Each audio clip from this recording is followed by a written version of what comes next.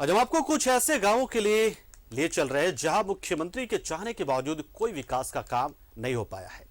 यह पश्चिमी सिंहभूम जिले के घोर उग्रवाद प्रभावित क्षेत्र रांगरिंग, नुयागढ़ और बुर्दा भट्टी गांव।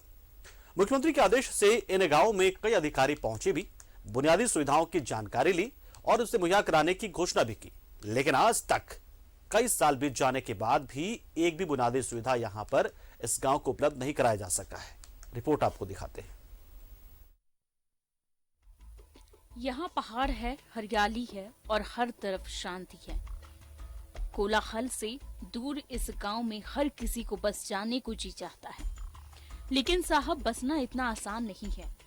आपको यहाँ तक पहुँचने के लिए काफी दूर तक पैदल चलना होगा, जंगल और नालों को पार करना होगा, और जब आप यहाँ पहुँच भी जाएंगे तो आपको ना तो रहने के लिए ढंग का घर मिलेगा और ना ही अच्छा भोजन।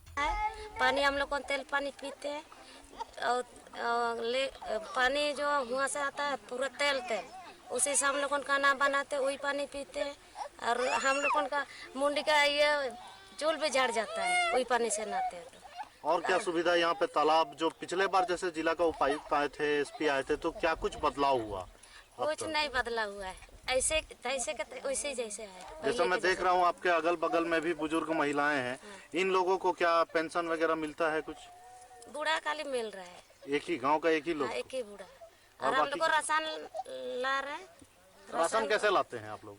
मुंडी से ढो के लाते हैं, बच्चा को गुदी करके और मुंडी में ढो करके, और साग सब्जी एक हाथ में पकड़ के इधर बच्चा पकड़ के वैसे करके लाते हैं। यहाँ तक कि पानी भी आपको नाले का ही पीना पड़ेगा, क्योंकि यहाँ ना तो सड़क है, ना पानी है, ना बिजली है, ना मेडिकल की कोई सुविधा है, ना किसी को पक्का आवास है और ना ही स्कूल है। इन गाँव के सेल प्रबंधन ने डैम की रक्षा के लिए बसाया था, और डैम को इसलिए बनाया गया था ताकि लौ अयस्क का पानी सारंडा में बहकर नहीं जाए।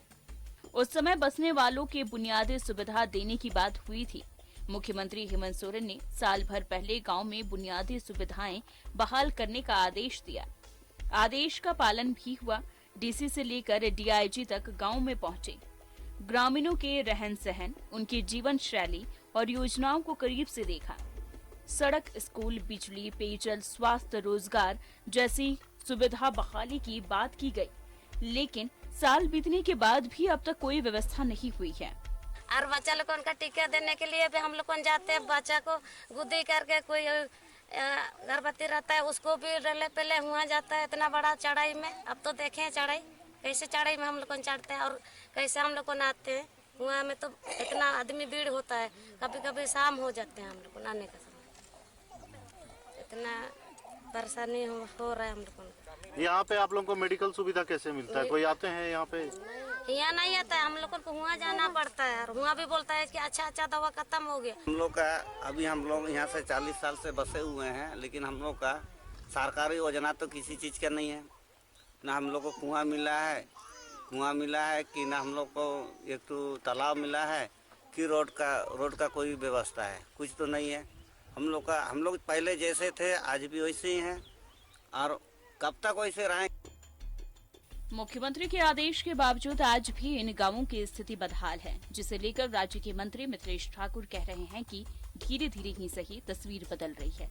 वहीं उपायुक्त भी इन गांवों में विकास को लेकर दृढ़ प्रतिज्ञता दोहराते हुए नजर आ रहे हैं। सारंडा भी हमारे राज्य में ही आता है, झारखंड राज्य में ही हमारे पश्चिमी सिंहभूम जिले का ही हिस्सा है। निश्चित रूप से सरकार के प्रतिनिधि, सरकार के प्रशासनिक अधिकारी, हमारे माननीय विधायकगण निश्चित रूप से वहां भी पहुंचे होंगे और वहां की समस्याओं का निदान, जो समस्याएं, छोटी समस्याएं, उनका त्वरित निदान हुआ होगा, और जो भी बड़ी समस्याएं हैं उनका भी निदान के लिए मैं दावे के साथ करता हूं कि उसके लिए भी पूरी जो भी प्रक्रिया है वो पूरी कर ली गई। पर हम लोग जो भी सड़क की योजना या फिर हमारी सर्विस डिलीवरी की योजना, इवन राशन उपलब्ध कराने की, ग्रीन कार्ड की योजना, इन सब को लेकर आगे बढ़ रहे हैं।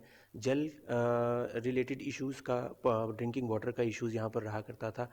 यहाँ पर भी हम लोग का जल जीवन मिशन के अंतर्गत हम लोगों ने उन एरियाज़ को कवर किया है, और आगे आने वाले समय में हम लोग वहाँ पर ये सभी योजनाओं को धरातल। ग्रामीणों को राशन लेने के लिए कई किलोमीटर दूर जाना पड़ता है। गांव में केवल एक बुजुर्ग को पेंशन मिलता है। बच्चों ने पढ़ाई बंद कर दी है क्योंकि वे उतनी दूर भी नहीं जा पा रहे हैं और ना तो उनके पास किताबों के पैसे हैं। जी मैं 8 क्लास में पढ़ाई करता हूँ। कहाँ पर? मुर्गापाड़ा में। पढ़ाई क्यों छोड़ दी है? सर वही कि घर में कोई रोजगार नहीं है तो इसलिए पढ़ाई छोड़ दी।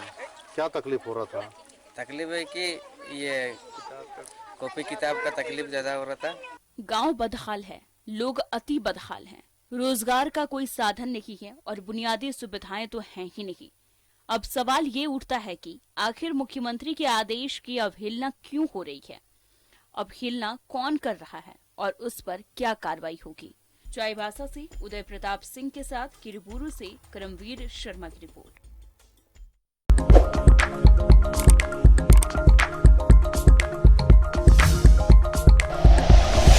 Like and share videos, subscribe करें हमारा चैनल और प्रेस करें बेल आइकॉन। न्यूज़ 11 भारत, सच है तो दिखेगा।